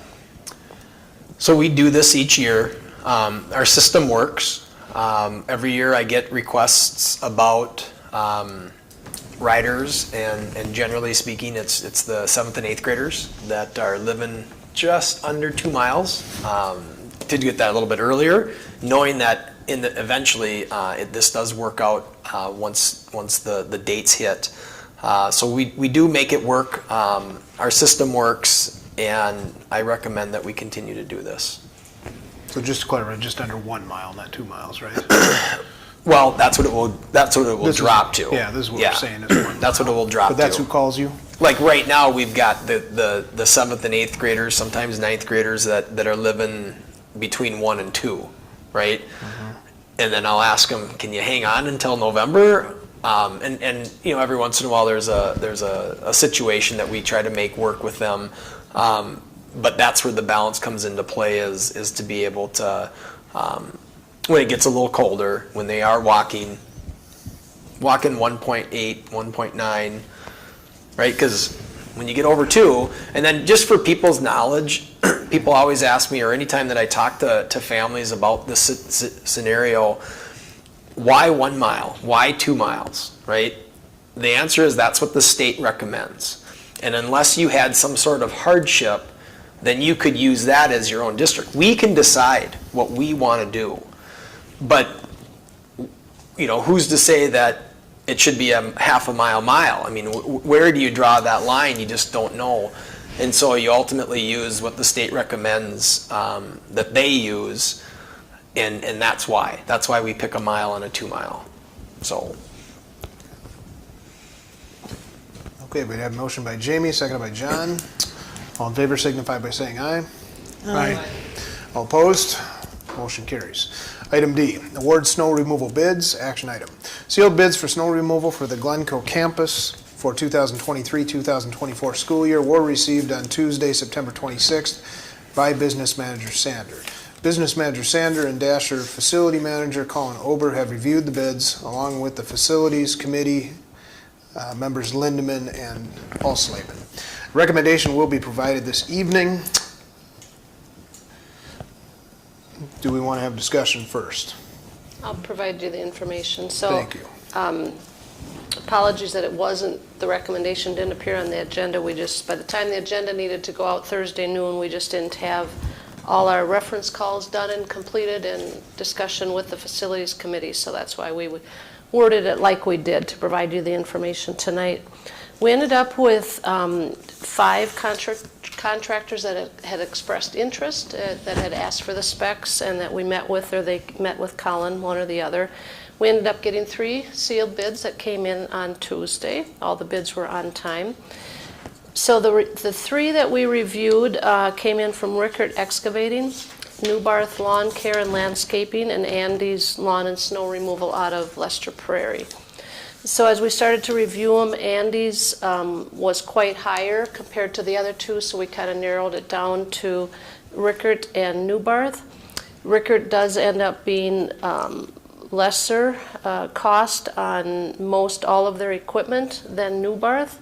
References checked out strong for both of them. It seemed that there was a little higher, what do you want to say, higher recommendation for Rickert, and they were, like I said, lower on all of their equipment except for their truck, if they needed to use their dump truck to haul.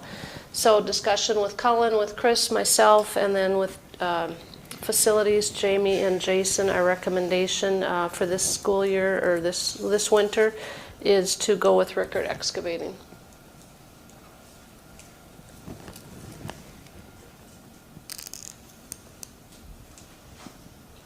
Okay, do we have a motion? I will Motion by John. John, what's your motion? to proceed ahead with the snow removal bid for the Glencoe campus with Rickard Excavating. We have a second. I'll second. Second by Donna. Discussion? The Silver Lake campus will be, Silver Lake will stay with Chad Bandis for this year. We bid that one last year. Cullen talked to him, and he's willing to do it again this next year. So we'll give him another round, and then probably bid them both again next year. Both Rickard and Newmark have done a reputable job. I know both of them individually very well, and they're both, they do very well. I mean, they're very good people. So. And at night, we've had the same contractor for, well, since I've been here, a long time. So it might be one of those areas that come down to, you bid it every year, and you maybe, if prices are comparable, you change off every other year, or something like that. In this case, like I said, the major equipment was a little cheaper from Rickard. So I think it gives us one more opportunity also to thank Mr. Matthews for the work that he has done for us for the number of years with snow removal and the quality work that he's done for us with his crew. And so thank you to him, and he's retiring and probably going to enjoy the snow a little bit more now that he doesn't have to move it around. Yep. Okay, motion by John, seconded by Donna. All in favor signify by saying aye. Aye. All opposed? Motion carries. Item E, approving social emotional learning coordinator job description, action item.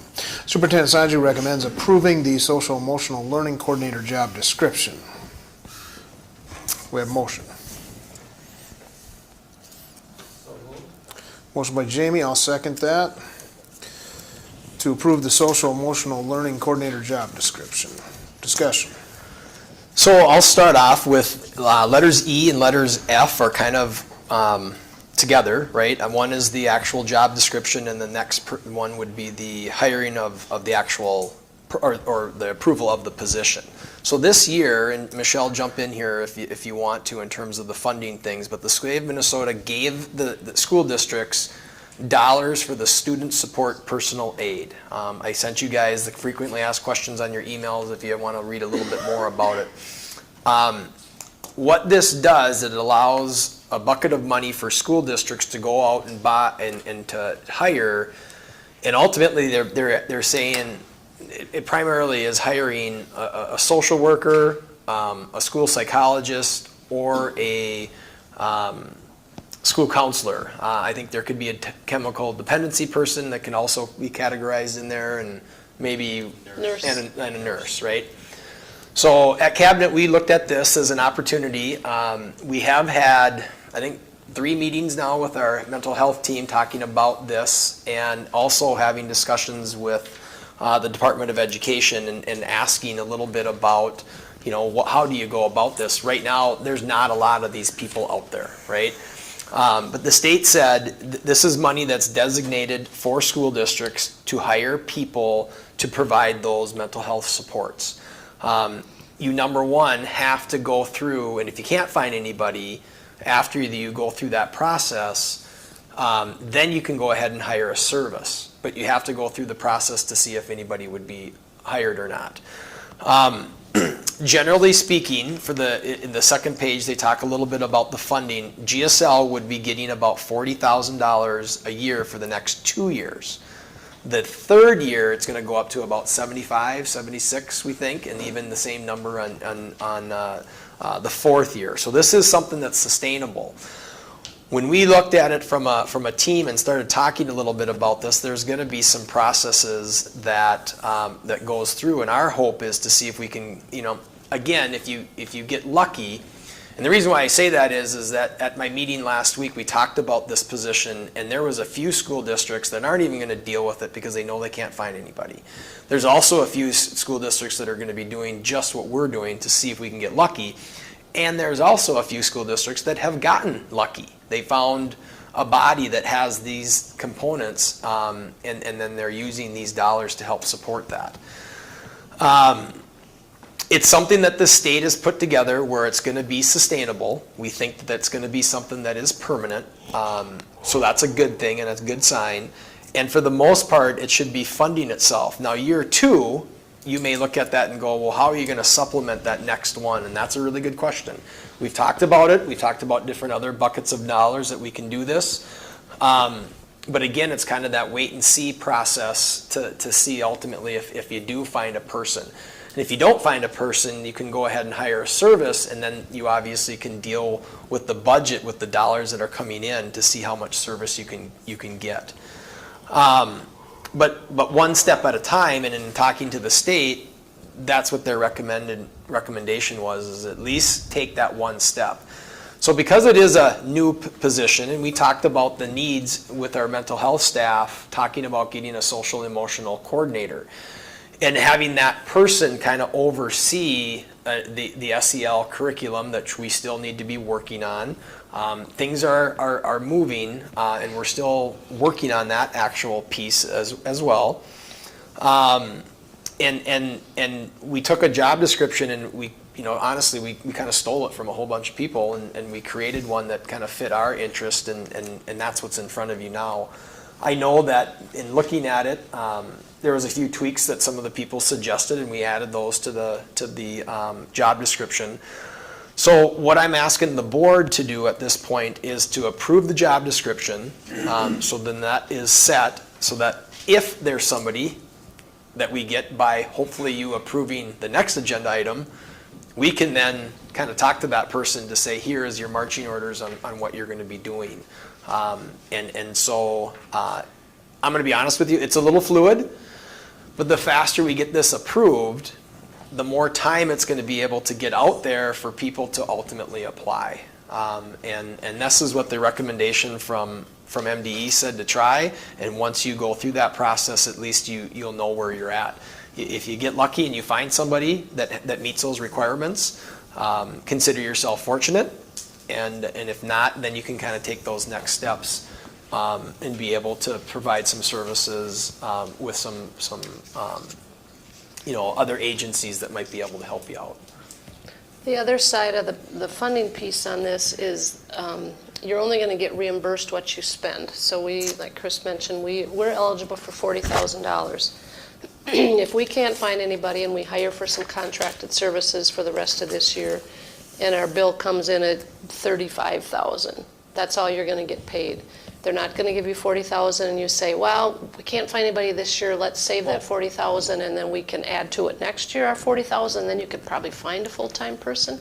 Can't do it. The reserved account is not allowed for this bucket of money. And you can't carry it over. You can't carry it over. It's So- not going to be reserved. You're only going to get paid for what you spend. So they're going to pull your expenditures based on the coding we have to set up. So that's the other piece of it, is either you use it or try the best you can use it, or you lose it, and then the state keeps the money. And it is very, very strict on, you can't buy any curriculum, you can't buy any equipment, you can't buy a new laptop for a person that you might want to give a laptop to. It is strictly salaries only. So very, very specific on this one.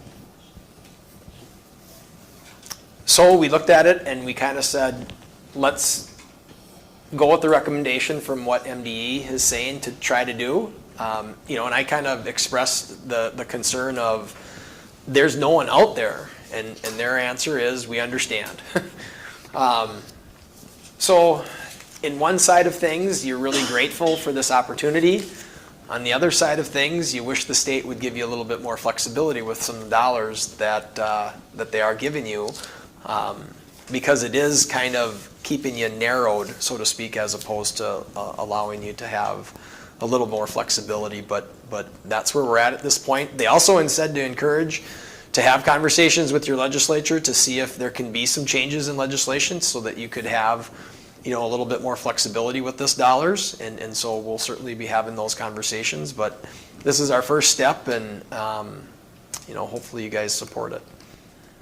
So just to clarify, this money is for salary only, so if we hire an individual, we pay for benefits out of our general fund? No, the benefits will go Oh, with Yeah, the so salary. salary this and all can go- benefits? Yep. Yeah. Okay, but let's say it costs us $50,000, then we take $10,000 out of the general fund and we get Yep, $40,000? if that's what you would decide to do, or if we say 40,000 is all we've got, then you'd have to figure out, well, how much is salary, what would that equal to a Right. 2-day-a-week person, 3-day-a-week, we'd have to break that all out. Or you can say, nope, if we get a good candidate and we decide, we really want this candidate, we want to lock this person in so we can have it the next year and the next year, then do we supplement it with some compensatory money to fund this, or some other regular general fund dollars. So it's going to depend And a this lot. we'll have to discuss a little bit more about this with the finance committee when we meet the next time about, looking ahead at year 2 and those types of things, because we know what the funding will be in year 2. Year 3, it bumps up, which allows us to, have a little bit more dollars to work with, and same with year 4. And why they did it like that, I don't know. This person would be considered a kind of an at-will contractor? Nope, this Or is. they're this gonna is- fall into seniority Yep, lists? they're called a coordinator, but they are a licensed certified staff member that goes on the seniority list. And Okay. so then if your mind is kind of going, well, how does that work with all that? Those are questions that we asked as well, and ultimately their answer is that's something that you guys will have to figure out on how that would work with, if 4 years from now, how does that work with a bumping of where this would be? And then I asked a little bit about, well, does that mean that some school districts will, ultimately do some sort of categorization and have a little, different buckets of money and pay? And her answer to me was, we understand that you superintendents and business managers can get creative, but you need to understand what the intent of the dollars are for. And so we would ask you to use what those intents are. And that's exactly what we are going to do. But it just, there's lots of scenarios and what ifs and those types of things. But in the end, you kind of lean towards, this is something that we need. And there is a bucket of money here to help school districts, so let's take advantage of it. And I'm reading, when I read the job description, so this person is basically going to, or not basically, but partially be able to implement the restorative practices that Matt was talking about. Correct. Yep. And this person will be able to also train staff members, or be able to train other staff members to use the restorative practices and stuff. So that'll be like a go-to person for teachers and other, staff members to, get answers, Get some questions training, answered. yep. Okay. And again, it kind of depends on what licensure this person has, because we're going after 3 different licensures at this particular Yep. point in time, and then their skill set. But when we looked at job descriptions, this is kind of what we did. And other school districts are I mean, if you look up social emotional learning coordinator, there's a bunch of them out there. So we're trying to address a need as best that we can with dollars that have been designed for us to do that. So the first step is to approve the job description. Second step is to hopefully support the actual position. Okay, we'd have motion by Jamie, seconded by Clark. All in favor signify by saying aye. Aye. All opposed, motion carries. Item F, approving the hiring of the social emotional learning coordinator. Superintendent Sanju recommends approving the hiring of a social emotional learning coordinator. We have a motion. I think I'd make a motion, but isn't it to post the position versus hiring? Yes. That's what my motion will be. My motion will be to post for the position of social emotional learning coordinator. Yeah, we have not the posted it hiring yet. of, so it'll be the Yeah. posting of. I'll second. Okay, we have motion by Jamie, seconded by Donna. Any further discussion? Okay, hearing none, all in favor signify by saying aye. Aye. All opposed? Motion carries. Item G, first reading of policies. It is a recommendation of the Policy Committee to bring back the following policies for adoption at the next school board meeting. Policy 513, student promotion, retention, and program design. Policy 514, bullying prohibition policy. Policy 515, protection and privacy of pupil records. Policy 524, internet acceptable use and safety policy. Policy 532, use of peace officers and crisis teams to remove students with IEPs from school grounds. Policy 534, unpaid meal charges. Policy 601, school district curriculum instruction goals. Policy 602, organization of school calendar and school day. Policy 722, public data and data subject request. Policy 806, crisis management policy. Do we have motion? So moved. Motion by John. Do we have a second? I'll second. Second by Donna. To bring back the policies listed above for adoption at the next school board meeting. Discussion. Is there anything regarding the policy 532, use of peace officers and crisis teams to remove students with IEPs from school grounds? Any discussion with the policy committee regarding that policy and the discussion that we kind of had at the last meeting regarding policy 507 that's going to be coming up for a second reading, and whether that is in conflict or in conjunction with the discussions currently with SRO positions?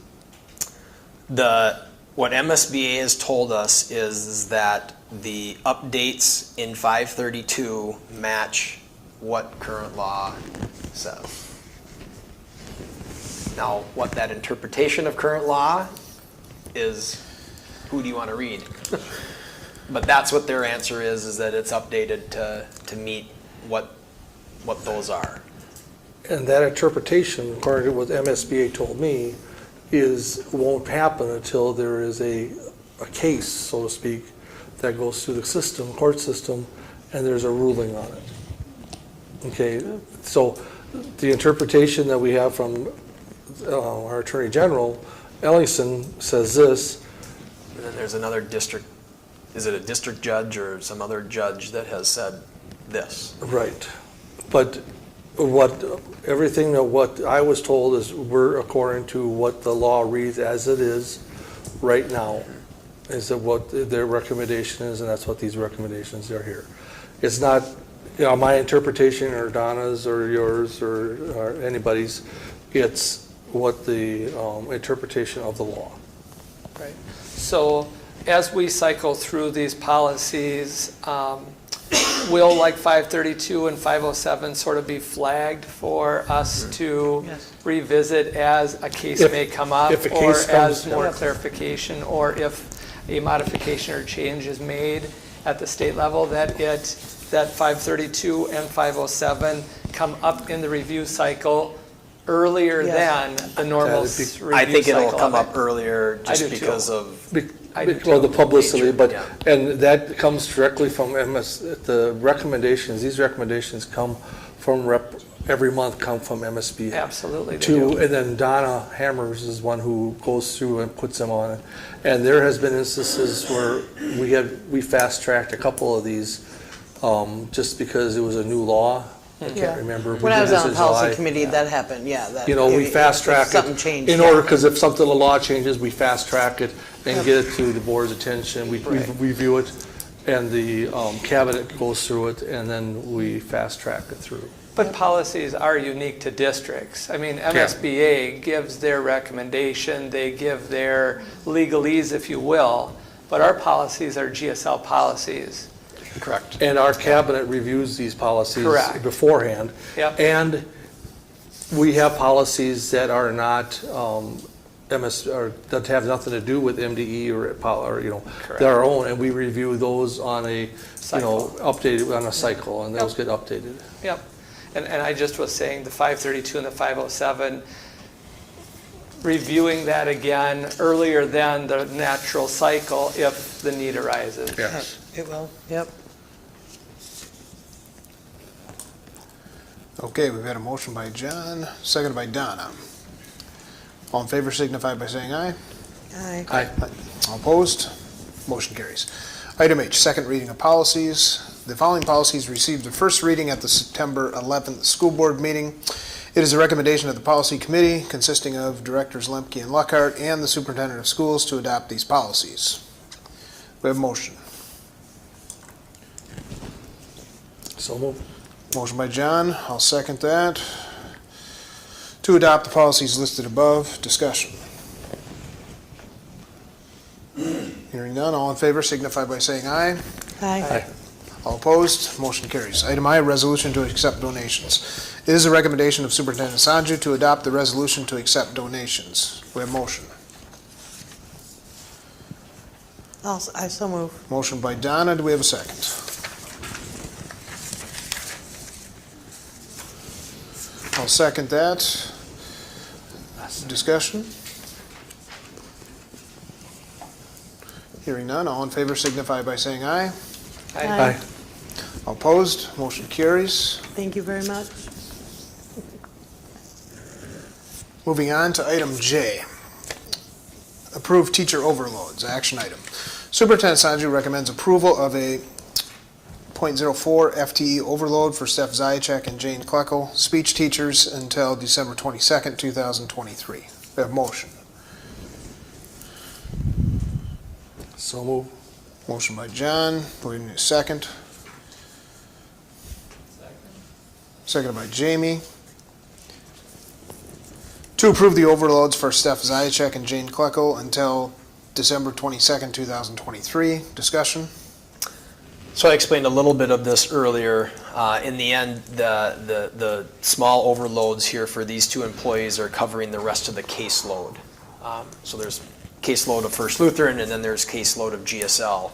Logistics allowed us to be able to pair it all together, and when you add up where they're at, this contract that we approved earlier is like 1 day a week, and then these two are going to be doing the other 4 days a week of this person, if you want to put it on paper, if that makes sense.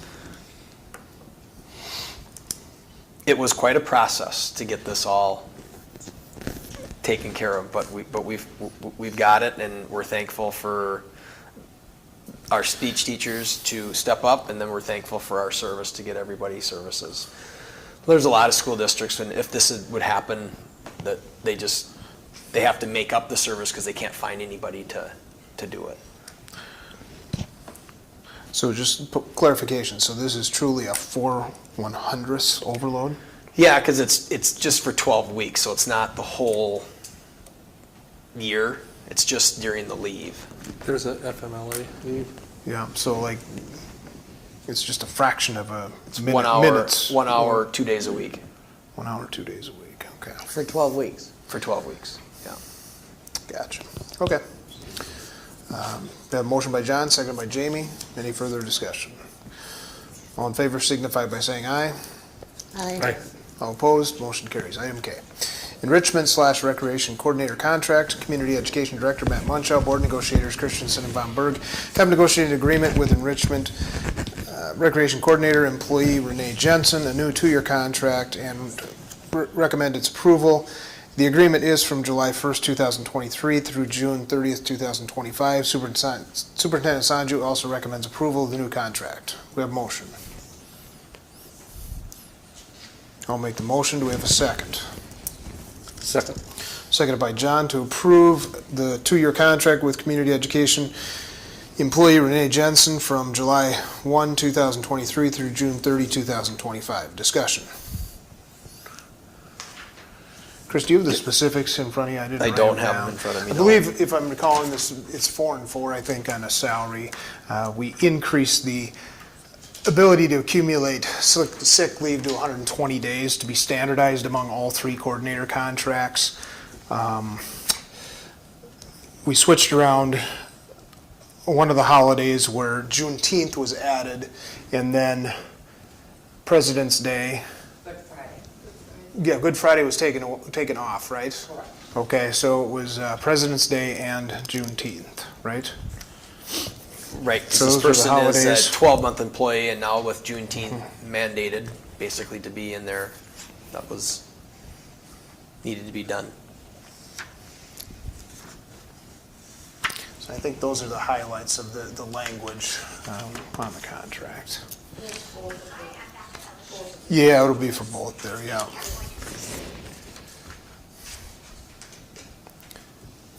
Okay, any further discussion? We had a motion by Clark, seconded by John. All in favor signify by saying aye. Aye. All opposed, motion carries. Item L, Early Childhood Coordinator Contract. Community Education Director Matt Munchow, Board Negotiators Christensen and Von Berg have negotiated an agreement with early childhood employee Tamara Zychek, a new 2-year contract, and recommend its approval. The agreement is from July 1, 2023 through June 30, 2025. Superintendent Sanju also recommends approval of the new contract. We have a motion. So moved. Motion by John, need a second? I'll second. To approve the 2-year contract with early childhood employees Tamara Zychek from July 1st, 2023 through June 30, 2025. Discussion? I think one additional in this contract is compensation for, I can't remember the name of it, it's the new program. Cub House. Cub House, okay. The Yeah, wraparound care. Wraparound care, that's the word I'm looking for here. So that's in the contract. If it's determined that that no longer is assigned, then that is out of the contract. So it's not locked in language. If that individual, Tamara, no longer is doing that, then that is out of the contract. But in talking to Matt, she's done a very good job of getting this program going, and it's important to have an individual responsible for that, which Matt estimates, I believe, is 5 hours a week. Is that correct? Okay. But this was some of the direction that was given to Matt and also to administration. We need to get this worked out, this wraparound care, and hopefully at the end of the year, we'll say that's a success, but ultimately it's because somebody's taken ownership of it, and it's reflected in the language in this responsibilities here for the early childhood coordinator contract. Okay, do we have a? Is this 4% on salary, year 1, year 2 again? Yes.